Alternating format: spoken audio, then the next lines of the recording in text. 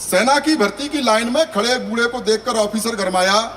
उसने बूढ़े से कुछ इस तरह फरमाया, बुड्ढे शमशान प्रतीक्षा कर रहा है और तू सेना में भर्ती हो रहा है, क्या दिमाग में कीड़े पड़े हैं? तो बूढ़े का जवाब था, नंबर आते आते बूढ़े हो गए तो हम क्या करें, लाइन में तो जवानी से खड़े हैं। मां सरस्वती को प्रणाम करता हूं, आप सबकी पावन उपस्थिति को प्रणाम करता हूं। बहुत शानदार महफिल जमी हुई है, अद्भुत व्यवस्थाएं हैं और दिनेश बाबरा ने क्या रंग जमाया, मोबाइल ने क्या क्या छीन लिया है ये उसने पूरी कविता में बताया। मोबाइल ने कुछ छीना हो चाहे नहीं छीना हो, पर ये कन्फर्म हो गया जनता को कि दुपट्टा तुमने कुमार भाई का ही छीना है।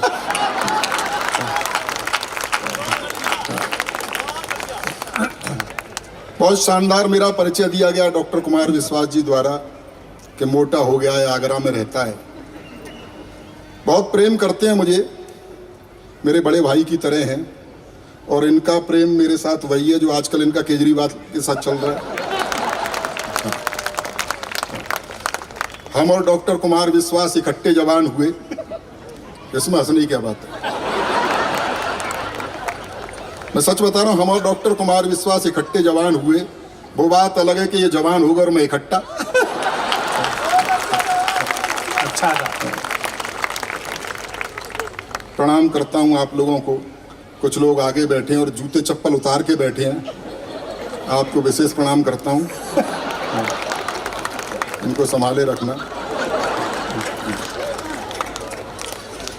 बहुत प्रेम करते हैं, कई देशों की यात्राएं मैंने इनके साथ की हैं, 16-17 देशों में मैं इनके साथ गया हूं। और ऐसा नहीं कि मुझे प्रेम करते हैं इसलिए ले जाते हैं, वहां से इज्जत बचा के मैं ही लाता हूं। अच्छा। हाँ, जैसे ही किसी देश में जाते हैं, भाई ज्ञान और कविता तो कोई देश बाद में सुनेगा। जैसे इमिग्रेशन से बाहर निकलते हैं, इनकी कदकाठी को देखते हैं तो विदेशी कहते हैं भारत में भुखमरी है। बाद में मैं निकलता हूं तो समझ जाते हैं क्यों है। अच्छा, ये अच्छा था। इनके साथ जाता हूं तो अच्छा तमाम तरह की वीआईपी व्यवस्थाएं मिल जाती हैं। बड़े कवि हैं देश के, आजकल इनको Y+ श्रेणी की सुरक्षा मिली हुई है। भीड़ से बचाने के लिए कमांडो आ जाते हैं, घेरा बनाओ घेरा बनाओ घेरा बनाओ। वो मेरे पास भी आते हैं कि भाई घेरा बनाओ घेरा बनाओ घेरा बनाओ। मैंने कहा भैया इनका बनाओ, मेरा तो बना हुआ है।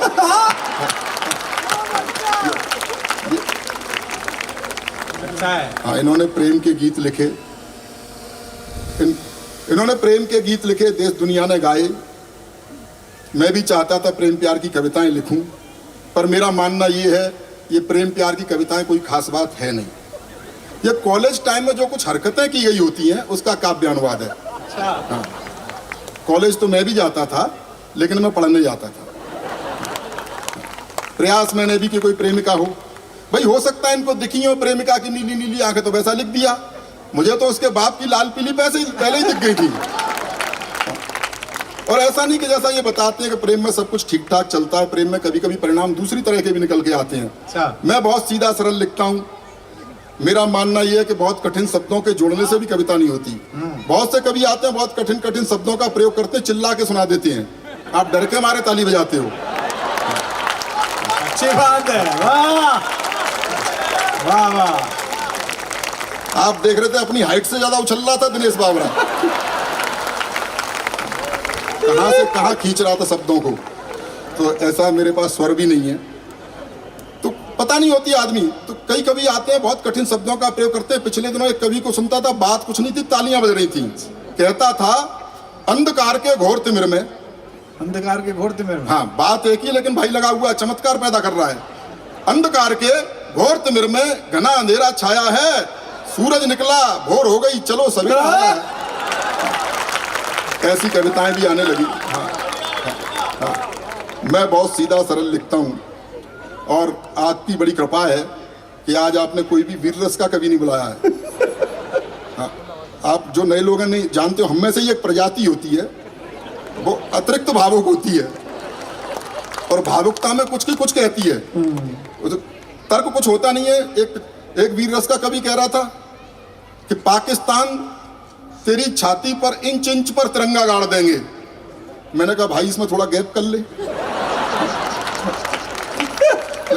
इंच इंच पर गाड़ने के लिए निकलेगा कहां से?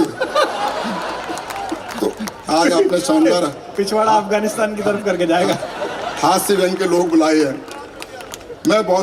मैं जिस तरह का लिखता हूँ, मैं बहुत सीधा सरल लिखता हूँ। मैंने भी प्रेम प्यार की कोशिश की, मेरे साथ जो परिणाम निकले एक बार आनंद लीजिएगा। अखियां लड़ गई, वाह वाह नहीं, परिणाम सुनो। अखियां लड़ गई, एक पल्ले पड़ गई, बात बढ़ गई, दिमाग को चढ़ गई, मेरी जिंदगी में एक कहानी और गढ़ गई। इजहार किया तो 3-4 जड़ गई, महीनों की आशिकी मिनटों में जड़ गई। अच्छा है, अच्छा है। काफी लुटे पिटे लोग बैठे हैं और ये आपने देख ही लिया वो कितना प्रेम करते हैं। पिटने पर बधाई देने का बहुत अच्छा है, ये इनका प्रेम है। क्या शानदार शहर है बेंगलोर, आपको बधाई देना चाहता हूँ। आप सौभाग्यशाली लोग हैं, बेंगलोर में रहते। क्या मौसम है यहाँ का, 12 महीने सदाबहार रहता है। एक मैं आगरा से आया हूँ, इस समय क्या मौसम चल रहा है ऐसा। पंखा धीमे चलाओ तो चुर्र चुर्र की आवाज करता है, तो तेज चला दो तो नाक सुर्र सुर्र की आवाज करती है। ये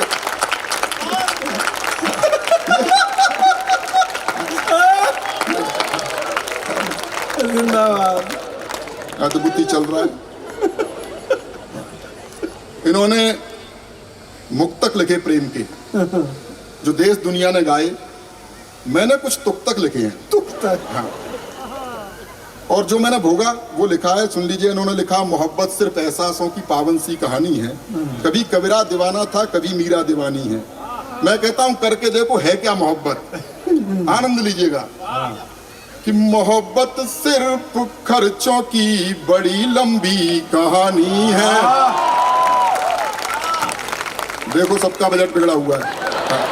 समझ गया। बाबूजी की तो चीख निकल गई, काफी दिनों तक फंसे रहे। कि मोहब्बत सिर्फ खर्चों की बड़ी लंबी कहानी है। कभी पिक्चर दिखानी है, कभी साड़ी दिलानी है। मास्टर रोज कहता है कहाँ है फीस के पैसे। मास्टर रोज कहता है कहाँ है फीस के पैसे। उसे समझाऊं मैं कैसे, मुझे छोरी पटानी है। बहुत बढ़िया, समझ रहा हूं, बहुत अच्छा लग रहा है। कुछ लोग जोड़े से आए हैं और हंस भी रहे हैं। सच में बहुत अच्छा लग रहा है। एक तक और सुन लीजिए। अब जिन लोगों की हो गई है उनका तो मैं क्या कर सकता हूं, पर जो बचे हुए हैं युवा पीढ़ी के लोग, उनको एक ज्ञान देना चाहता हूं। अच्छा, जैसे विवाहित भारतीय विवाहित महिला की पहचान होती है कि उसके गले में मंगलसूत्र यहाँ तक लटका होता है, ऐसे विवाहित पुरुष की भी पहचान होती है, उसकी गर्दन यहाँ तक लटकी होती है। आनंद लीजिएगा। ये बीवी तो मुसीबत की ही लेकर आएगी आंधी। क्या बात है, वाह। भगत ये भी रहे हैं। ये बीवी तो मुसीबत की ही लेकर आएगी आंधी। गुलामी में ही जियोगे न कुछ कर पाएंगे गांधी। अरे कुछ सीख लो अपने बड़े सलमान भाई से। सलमान खान। अरे कुछ सीख लो अपने बड़े सलमान भाई से। दूध बाजार का पीते रहे पर भैंस ना बांधी। बहुत अच्छा, बहुत ही बढ़िया। वो एक कह रहा है दोबारा, कितना भी दोबारा कर लो इसमें डेयरी का पता फिर भी नहीं आएगा। डेयरी का तो ब्याह हो गया।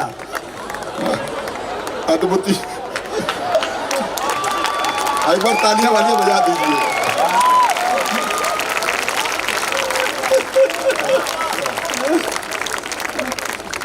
अद्भुत आनंद आ रहा है साहब। हम चुहलबाजी कितनी भी कर लें, मजाक कितनी भी कर लें, लेकिन डॉक्टर कुमार विश्वास हिंदी काव्य जगत का वो कोहिनूर हीरा है, जिसके पास बैठकर हम जैसे कवि कंकड़ पत्थर जैसे लोग भी चमक उठते हैं।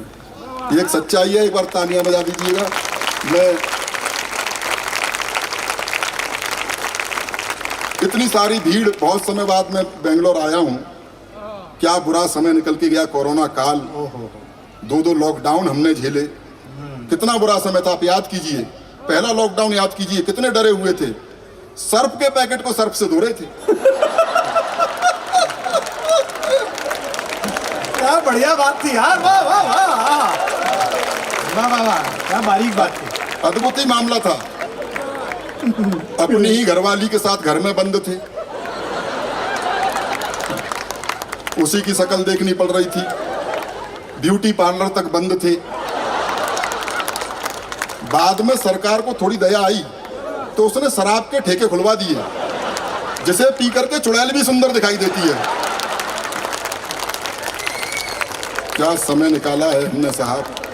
और मैं सच्ची घटना बता रहा हूं, कोई जोक नहीं है ये। मेरी पत्नी, अच्छा बाहर पुलिस अपना काम कर रही थी, उस समय 2 ही लोग काम कर रहे थे कोरोना काल में, या तो डॉक्टर या पुलिस, बहुत ही बढ़िया काम कर रहे थे। दोनों ही वैक्सीन लगा रहे थे। डॉक्टर फिर भी पूछ लेता था पहली बार किधर लगी थी। पुलिस कुछ नहीं पूछती थी। बाहर डंडे पड़ रहे हैं, ऐसे में पत्नी बोली, सुनो जी मेरी लिपस्टिक खत्म हो गई है, अच्छा मेरी सहेली के घर से एक लिपस्टिक ले आओ। मैंने कहा तेरे जरा से होठ लाल करने के चक्कर में पुलिस मेरा क्या क्या लाल करेगी। उन विषम परिस्थितियों से हम निकल के आए हैं।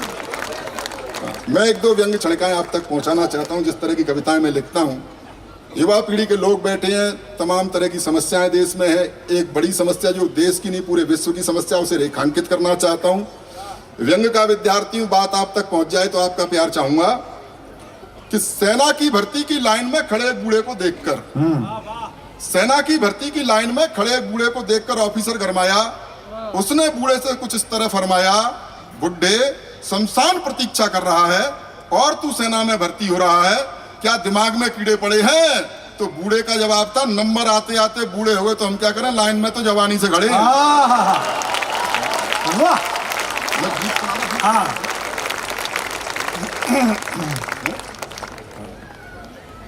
बहुत बहुत धन्यवाद। मैं जानता हूं आप डॉक्टर कुमार विश्वास जी को सुनने के लिए बैठे हुए हैं। हम लोग आपको स्कीम में सुनाए गए हैं। स्कीम, ये सुनना पड़ेगा ही आपको, खड़े हो गए हैं तो थोड़ी देर बाद वो सुनाएंगे ही। बहुत बहुत बधाई देना चाहता हूं इस सोसाइटी को और तमाम स्पॉन्सर्स जो पीछे हैं। वो बता रहा था कि कहाँ गया था कार्यक्रम में, तो फलाने रेमंड वाले स्पॉन्सर्स ने ये दिया वो दिया, पीछे बैंक के बैनर लगे हुए हैं। इसे क्या पता कि इन्होंने, इनसे तो अडानी ले गया। मैं आपको बहुत बहुत बधाई देना चाहता हूं सभी को कि आपने इस उत्सव होली के अवसर पे हिंदी के कवि बुलाए, डॉक्टर कुमार विश्वास बुलाए। कुछ भी करा सकते थे, रॉक पॉक, जितना पैसा ये लेते हैं उसमें में कुछ भी हो सकता था, लेकिन आपने हिंदी के कवि बुलाए, इसके लिए मैं आपको बधाई देना चाहता हूं। कहीं ना कहीं आप संस्कारों को जिंदा रखे हुए हैं, भारतीय संस्कृति को जिंदा रखे हुए हैं। भारतीय संस्कृति पर पाश्चात्य संस्कृति जो प्रहार कर रही है, उसको रेखांकित करते हुए मैंने एक गीत लिखा है, वो आप तक पहुंचाना चाहता हूं। इसकी भूमिका में बताना चाहता हूं। एक संस्कारवान किसान का बेटा पढ़ने के लिए विदेश चला गया और वहां उसका प्रेम, नहीं ढंग के भी आएंगे, कहां चल दिया अभी सुना। बहुत अच्छे, वाह। मुझे लग रहा है यूट्यूब पे सुन लिया इन्होंने मेरा गाना। इन्होंने कहा गीत कह रहा है, गाएगा। अच्छा मैं कैसा गाता हूं मैं आपको भी बता देता हूं। मैं सच बता रहा हूं, लॉकडाउन में मैंने जागरूकता के लिए गीत लिखा था कि घर से मत निकलो भैया, घर से मत निकलो। और इस गीत की प्रैक्टिस अपने घर में ही करी गा गा के। मैं कैसा गाता हूं इससे अंदाजा लगाना आप।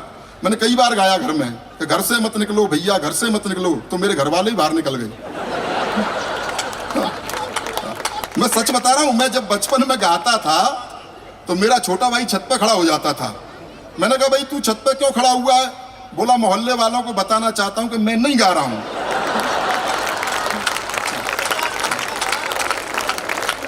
लेकिन एक जरूरी गीत है, आप लोगों के सम्मान में पढ़ना चाहता हूं। आप संस्कारों को जिंदा रखे हुए हैं, भारतीय संस्कृति को जिंदा रखे हुए हैं।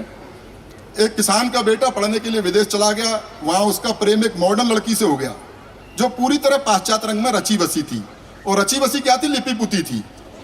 हाँ, कुछ दिनों बाद उसे लगा कि इसके साथ मेरा निर्वहन नहीं हो सकता, इसके साथ नहीं निभ सकती, तो उसने उसे पत्र लिखा कि मैं तुम्हें प्यार नहीं दे पाऊंगा। और क्यों नहीं दे पाऊंगा, सारे तर्क उसने उसमें लिखे, वो आप तक पहुंचाना चाहता हूं। एक बार तालियां बजा करके माहौल दे दीजिएगा। जो उसने लिखा, हाँ वो कंप्यूटर युग की चोरी, वाह वो कंप्यूटर युग की चोरी, मन की काली तन की गोरी, किंच तो अपनी बाहों का गलहार नहीं दे पाऊंगा, करना मुझको माफ मैं तुमको प्यार नहीं दे पाऊंगा, यो कंप्यूटर युग की चोरी।